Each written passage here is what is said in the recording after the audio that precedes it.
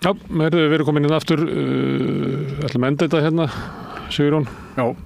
Þetta búið að vera líflegar umræður. Já, og bara mjög skemmtilegar. Mjög skemmtilegar, spannað söguna og hort fram á veg, eins og sagt Hvernig líst þér á þetta? Þetta nú síðast í þátturinn okkar fyrir kosningar, svo næst verðum við hérna, við erum ekki búin að ákveða hvernig þátturinn verður, en það verður klukkan 20 mínútur í 1 á næsta sunnudag, þá verður komið í ljóst hvernig Alþingi skipað. Það liggur ekkert á að búa í Nei, þá höfum við hérna ábyggilega stundu kallar maður þetta svona járnbrautastöð, þá fær maður bara svona alls konar gesti sem koma í þetta, verði einhvern veginn þannig formi hjá okkur, eða ekki? Já, bara það skýrist bara næstu dögum, við sjáum hvernig það verður. Fá leikendur sem tóku þátt í baráttunni og kannski kosningastjóra og blaðamenn og fræðafólk og svona til þess að leggja mat á þetta, því að ég býst við verðum komið með gerólíkt þing.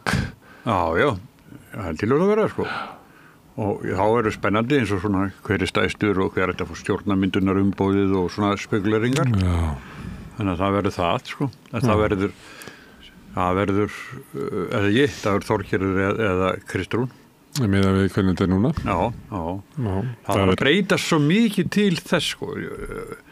Þeir alltaf vissir það, eins og fyrir síðustu kosningar þá mældist sjálfstæðisflokkurinn verri en hann hafði gert, en þá sagði Bjarni bara alveg ákveði að við fáum meira þetta. Hann bara vissi það að bara reynslan segir það. Hvað munaði það svona 1,5–2%? Já, sem getur verið mikið, sko. Getur skipt sköpum. Já, en það var það sem og síðast var það Framsókn sem var í svona uppsveiflu og hún var alla síðustu vikuna, þannig að Framsókn fékk meira fylgi upp úr kössunum heldur en kannanir höfðu bent til. Já. Og björguðu ríkisstjórninni, sem hefur kannski aldrei átt að gera. Hlustar á viðtalið við eldhúsborðið við hann Sigur Inga. Eldhúsborðið? Já, hjá Óla? Nei, það Framsóknarflokkurinn sjálfur bjóð til svona podcast sem að tala við Sigurð Inga, var sendt út núna bara á 50-daginn held ég. Það sem hefur búin að vera fréttir af þessu, það sem var að segja að sjálfstæðisflokkurinn hafi verið óþekki maðurinn í óstarfhæfur. Tekið upp svona, maður sér að sko Framsóknarflokkurinn er orðinn mjög hræddur stöðu sína og búin að reyna að gera eitthvað svona öðruvísi í kosningabaráttunni. Ásmundur Einar með svona auglýsingaherferð þar sem hann eiginlega bara grátbiðja fólk að kjósa sig. En Sigurður Ingi var í þessu og talar eiginlega svona eins og að sjálfstæðisflokkurinn hafi eiginlega aldrei verið heill í þessu sambandi, sko. Og sem alveg öfugt, þú maður ekki verið alltaf að hlusta á það að það var svo gott samband á milli Sigurðar Inga, Bjarna og Katrínar. Aðalega milli Bjarna og Katrínar, ekki? Það? Nei, ég veit ekki.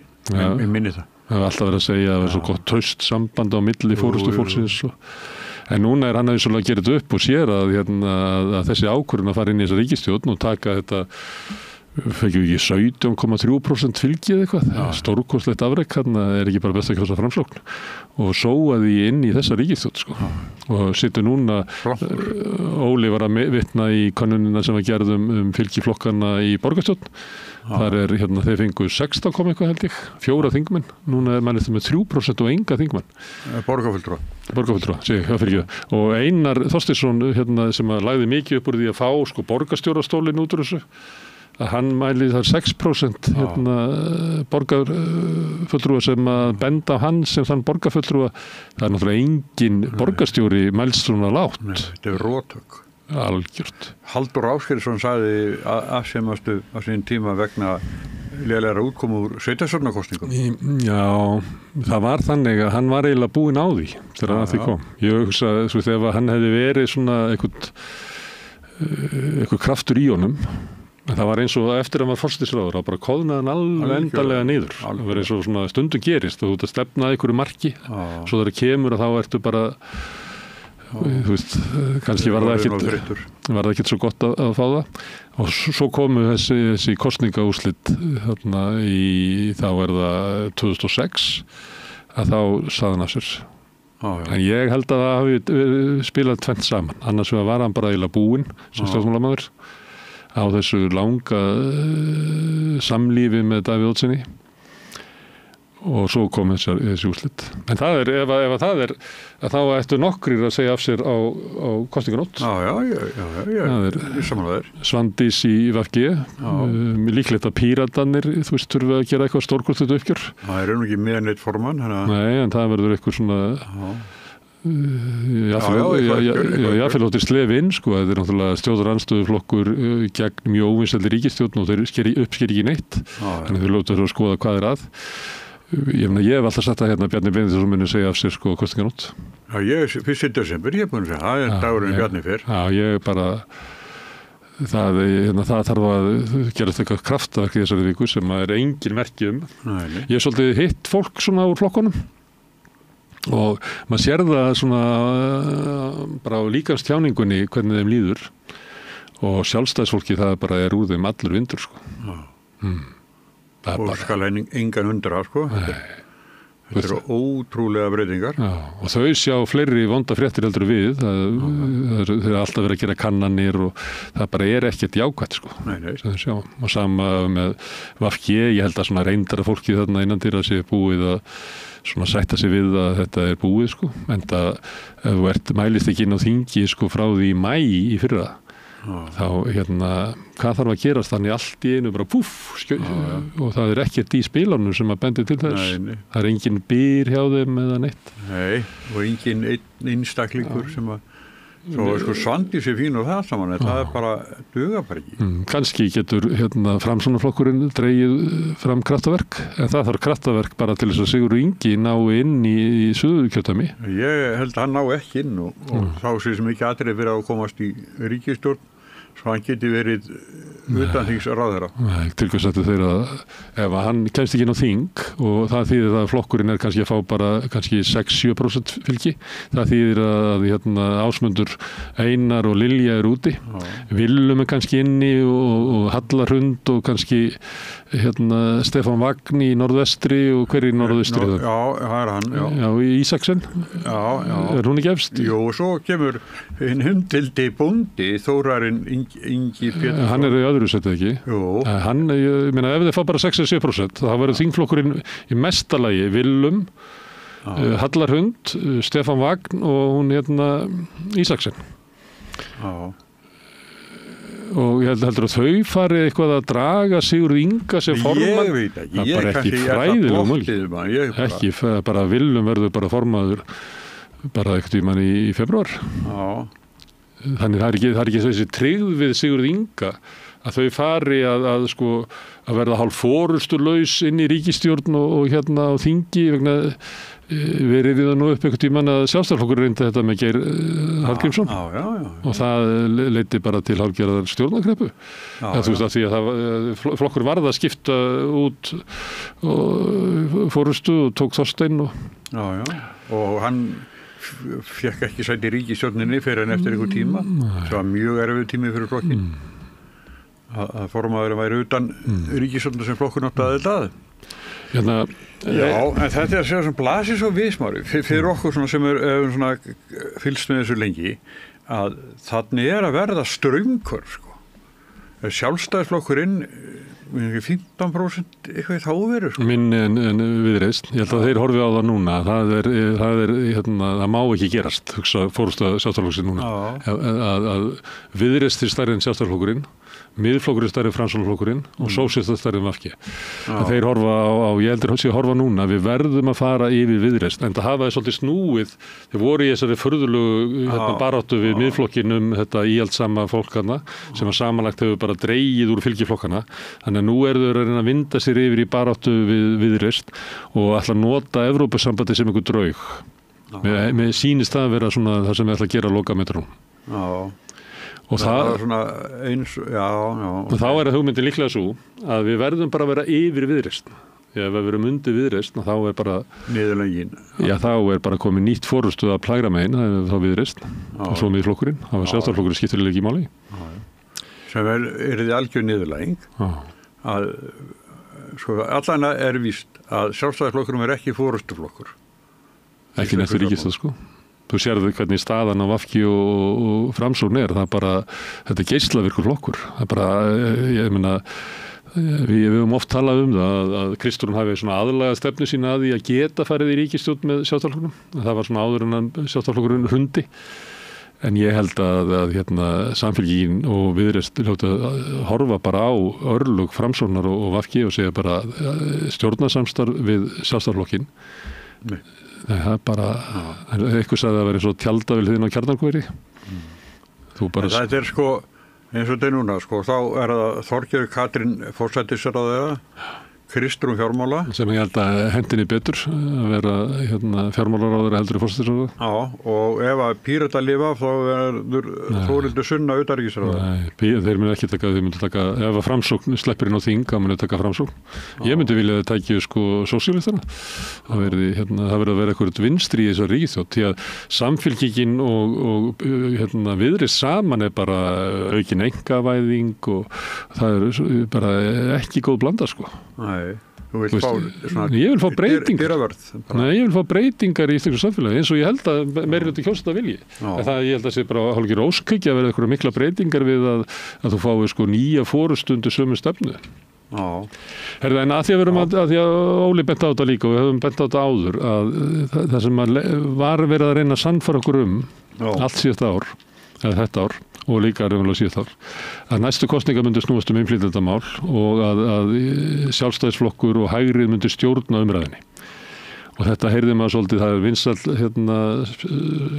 hlaðvarpsþáttur sem heitir Þjóðmál og svo ertu með dagmál og spursmál og þetta er svona Hægri sem hefur svolítið hamrað á þessu að næstu kosningar og eitthvað leyti hefur Bjarni trúað þessu, að næstu kosningar myndu snúast innflytjendamál, orkumál og svo náttúrulega efnahagsmál sem þetta er ekki málin sko, orkumál og bara alls ekki.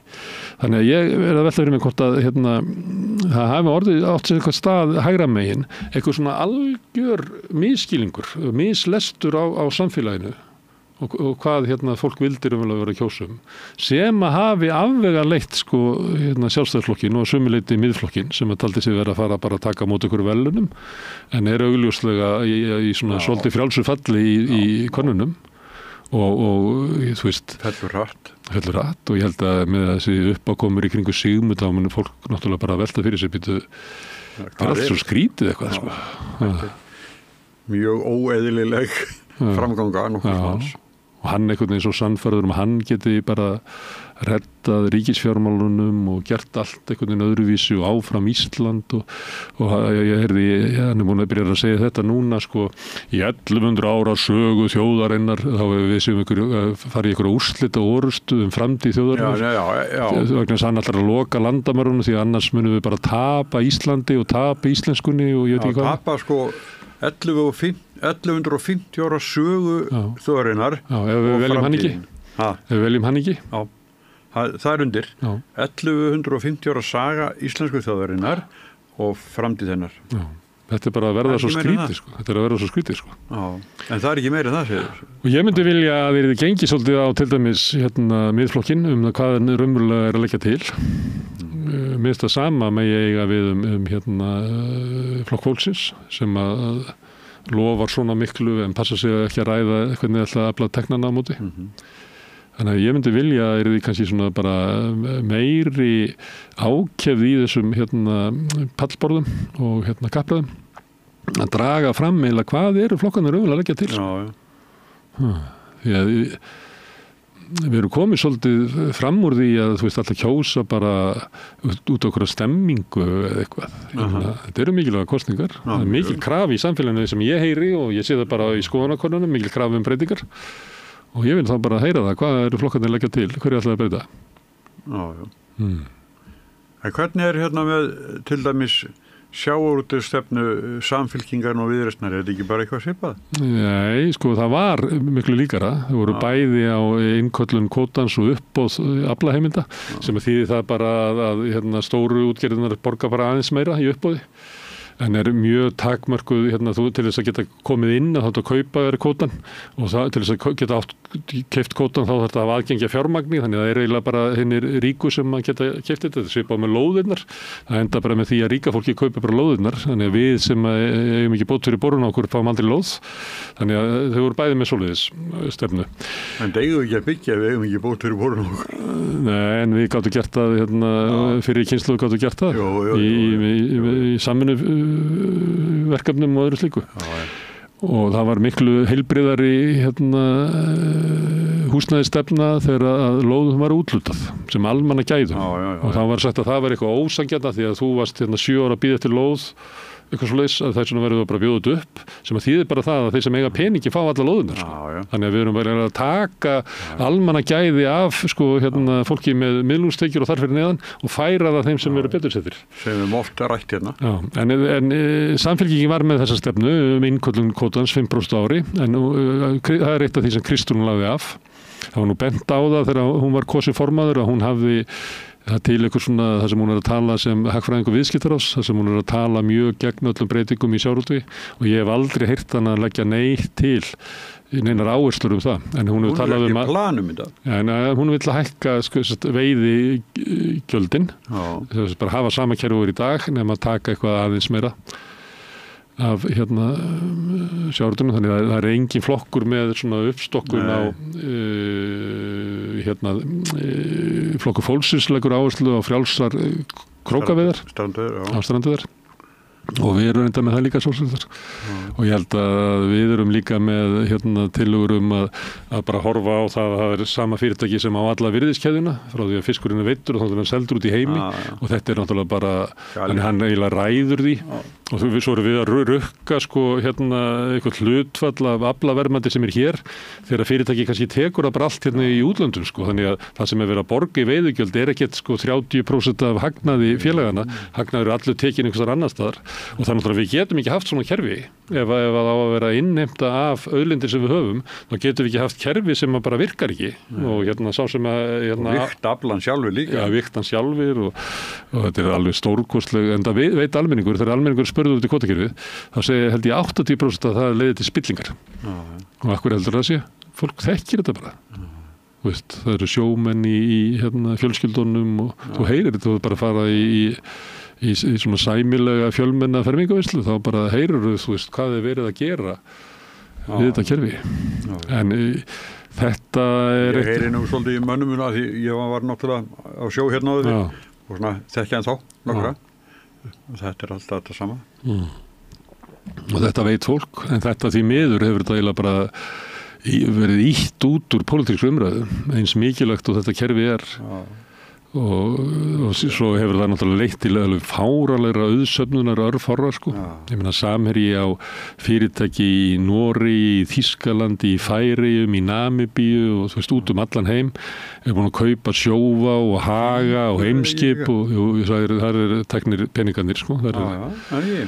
Það er ekki skrifstofa með engum manni, það er ekki þar. Já, og svo eiga þeir, eru stærsti hluthafinn í Högum og langstærsti hluthafinn í Eimskip, stærsti hluthafinn í Sjóvá. Já, fyrir utan lífeyrissjóðina. Já, og þá eru þeir bara hægt og bítandi að bara, að því að þetta er svo gríðaleg auðsöfnun og þá eru við bara með því að halda þessu kerfi áfram, þá eru við eiginlega samþykkja það að svona eftir kannski svona 1, 2, 3 kynslóðir, þá verður bara einhver svona 3 fjölskyldur sem eiga Ísland. Forstjóri Eimskips núna er sonur Þorsteins Vilhelmssonar sem var 3. samherjamaðurinn, en seldist út fyrir nokkrum árum og áður var Baldvin Þorsteinsson, sonur Þorsteins Má, þetta er svona. Þannig virkar þetta, ef þú bregst ekki einhvern veginn við, ef þú leifir óréttlætinu að halda áfram, þá mun ekki byggjast réttlæti á því, það verður bara meira óréttlæti. Það verka að vinna í íslensku samfélagi. Já, mér finnst líka ótrúlega kærulust hvernig talaðu til dæmis einkavæðingu í heilbrigðiskerfunum. Það látið svona eins og það sé Jói og Siggi og Stína og Gunna ætla að reka saman læknarnir, ætla að reka saman heilsugæslu, er það ekki bara gott? Jú, það er bara gott. Svo verða þau gömul og selja þetta, hver ætlar að kaupa þetta? Það verður líklega fyrirtæki í eigu Samherja sem að kaupa þetta og á allt í norði allar heilsugæslur á Íslandi og við erum komið með eitthvað svona bara stór fyrirtækja væðingu heilbrigðiskerfisins og menntakerfisins. Þannig að mér finnst ótrúlega kærlaust tal í svona umræðum þar sem að stjórnmálaflokkarnir eru að leggja fram einhverja tillögur sem eru mikla breytingar í íslensku samfélagi, alltaf látið eins og þessi bara eitthvað smá, ég eru bara að ná aukinni hagræðingu aðeins, en svo líður tíminn í smá stund og þá erum við bara komið með einhvern allt annað veruleika eins og við til þess að skerst með sjávarútveg auðlindin okkar að Íslendingar börðust fyrir því að fá hana undir samfélagið til þess að hún myndi verða grunnurinn af því að byggja hér gott samfélag en núna er þetta orðið eign kannski 10 fjölskylda að langstæstu leyti heldur að kynslóð foreldra okkar hafi séð það fyrir sér. Nei. Að við verum að ýta Þjóðverjum og Bretum út úr landhelginni til þess að Þorsteinn Már og Guðmundur í Brim gæti eignast þetta. Nei. Þau eru hlegið að okkur, sagt okkur. Svo eru þið klikkuð, eru þið klikkuð, haldið þetta gerist á Íslandi, það hefur sagt og hlegið. Já. En það gerðist. Nei, heyrðu, já. En hvernig með ykkur, jóðlistan, hvað? Við erum hérna í bara ágættri stöðu við, náttúrulega erum ekki á þingi, svo við tekið það fram, en við mælumst hérna stærri en VG í öllum konunum og Píratar í allri einni sem var mjög skrítin konun. Við erum stærri en Framsókn í tveimur konunum held ég. Og við erum alltaf inn á þingi, öfugt við þessa flokka. Þeir sem hafa mælst utan þings eru Framsóknur af þessu þremur á einum stað verið utan þings, Píratar á tveimur stöðum, VG alltaf og VG búið að vera utan þings síðan í maí. Þannig að ég held og maður upplifir það svona, að svona einhver leiti svona straumur til okkur, maður finnur. Og þá ég bara enduróma mat þar sem að þú veist hvernig það maður hittir bara fólk út á götu en maður segir sko þegar ég kem hérna þá alltaf fólk að vinna og ég finn bara í húsinu alveg ótrúlegu kraftur og aðdánavert hvað sumt fólk leggur á sig það alltaf hérna og líka bara margt í gangi einu og þetta svona og fólk hefur tekið sér launalaust leyfi og vinnu það er mikilvægt ég veit það því fólk hefur hugsjónir og vill vinna þeim framgang en ég að segja þetta bara svo aðdánavert það svo aflið bara í húsinu maður finnur þetta alveg sko. Það svo þeir komið hérna fyrst bara þá hérna þú spurkuldi vildi vera með þeir í þáttum hérna og fann ég bara að samstöðum var eitthvað sem var bara sko en svo var það líka skemmtilegt að við svona mikið að gestum það er svo mikil gestlagangur út á samstöðunni áður við fórum þá kom hér eldri maður og hann kom með kassa úr bakari og gaf vínabröslingjur og fór svo ég skrifaði gestabókina og hvatti bara all áfram og fór enginn veit hvað hann heitir nema Jó, ég veit hver þetta er stundu samskipti ég skal segja þér eftir þáttu hver þetta er ég veit ekki hvort hann var að gefa þetta undir nafnið eða ekki en þetta gerist, það var nú maður daginn sem kom hérna með 2 brauðtertur líka við sögum frá því líka í þætti og enginn vissi hvað hann heitir, hann var tekið mynd á hann Nei, það er bara stemming og við teljum þetta að vera mikilvæg kosningar og að það sé mikilvægt að sósíaldemókratar geti farið inn á þing og við höfum trúið því að sósíaldemókratar geti bara breytt Alþingi og við höfum sagt það, við höfum breytt verkalýðshreyfingunni og við höfum breytt fjölmiðlum hérna og við erum með vinsælasta borgarfulltrúan sem að flestir horfa til sem er afrek í minnihluta og við höfum tekið þátt í að endurreisa leigjendasamtökin og við höfum staðið fyrir mótmælum, vorum með mótmælum Bjarna Burt og höfum rétt fyrir okkur í Íslandsbankasölunni og fleira. Þannig að við höfum sýnt að utan þings að við getum breytt hlutum og við teljum að við munum sannarlega breyta Alþingi. Og það þarf á því að halda, sko, eins og kom fram hérna kannski sérstaklega í fyrri umræðinni, það sem verið að tala um að það bara eins og Alþingi sé bara ófært að sko afgreiða lög sem almenningur að biðja en það rennur síðan allt í gegn sem að sko fyrirtækjaeigendur biðja einmitt. Og jafnvel sko senda frumvörpin bara tilbúin. Til sinna ráðherra sko. Þannig að ég held að þegar að sósíaldemókratar fara inn á þinga þá muni sko þingi breytast og það þarf að breytast já alveg örugglega sko Herðu, en þú kemur eitthvað í vikunni, við verðum með rauðaborðið hérna öll kvöld í vikunni og hérna eigum eftir að ákveða svolítið hvernig við hægðum okkur á kjördag, kannski verðum við með eitthvað auka útsettingu þar, ég veit það ekki, en allavega er þetta búið í bíli. Ég er búin að tala við 3 oddvita í 3 kjördæmum og ég á 3 eftir og þar með þig. Þannig að við ræðum saman þá seinna í vikunni. Herðu, en ég þakka þér fyrir samverunni í dag og öllum gestunum sem hafa hingað komið og ég þakka Pétri fyrir að taka upp og senda út en mest þakka ég áhorfendum sem hafa breytt þessu samtölu okkar í fjölmiðlunum og minni á eins og ég geri oft að þið getið hjálpa okkur við að byggja upp samstöðuna bara með því að benda vinum og vandamönnum á efni sem ykkur líkar. Sagt frá því að við höfum að finna efnið okkar á Facebook, á YouTube, í öllum hlaðarsveitum. bæði undir nafni samstöðunar og svo undir nafni einstaka þátta. Það má líka finna efnið okkar í útvarpinu á 89,1 á FM á höfuðborgarsvæðinu og það útvarpsendingar nást upp á Snæfellsnes og upp í Borgarfjörð og upp á Litlu Kaffistofu út á Reykjanestá. En það má líka sækja þær útvarpsendingar í spilarann, spilari.is á netinu, svo spilar líka app sem má hlaða niður í símann og hlusta á samstöðuna og allar íslenskar útvarpsstöðvar hvað sem í heiminum, það sem nert. Við erum komin í sjónvarpið til þeirra sem svo heppin að skipta við fjarskiptafyrirtæki Símann, þar eru númer 5 á fjarstýringunni, kannski ég veit ekki, ég er hræddur að trúa því að þá munu önnur fjarskiptafyrirtæki bjóða sínum viðskiptavinum upp á efni frá samstöðunni ef að þið skiptið við þau fjarskiptafyrirtæki ættu kannski að spyrja þau hvernig tand á því að þið fá ekki aðgengi að 24 tíma sólarhring, 7 daga vikunar, allan ársins hring, samfélagsumræðu hér í svona mails við rauðaborðið og í öðru þáttum samstöðunnar. En samstöðin hefur verið byggð upp fyrst og fremst af þeim hluta áhorfenda og áhærenda sem hafa gert áskrifendur. Þú getur slegist í þann hóp með að fara inn á samstöðun.is. Það er hnappur sem ástendur áskrift. Það getur skráðið fyrir 2500 krónum sem að mér er sagt að sé mjög lág áskrift með allt efni sem við búum til hérna. Þú mátt borga meira og vilt og því sem er kjósi getur látið áskriftuna renna sem félagsgjöldin í Alþýðufélagið og það er Alþýðufélagið sem á og rekur samstöðuna. Allt sem við sjáum hér og heyrið er í boði áskrifenda og þökkum kærlega fyrir. En þetta er nú í bili, góða helgi þar sem eftir aðinni, svo sjáumst við aftur hér annað kvöld klukkan 8 þegar rauðaborðið hefur aftur samfélagsumræðu.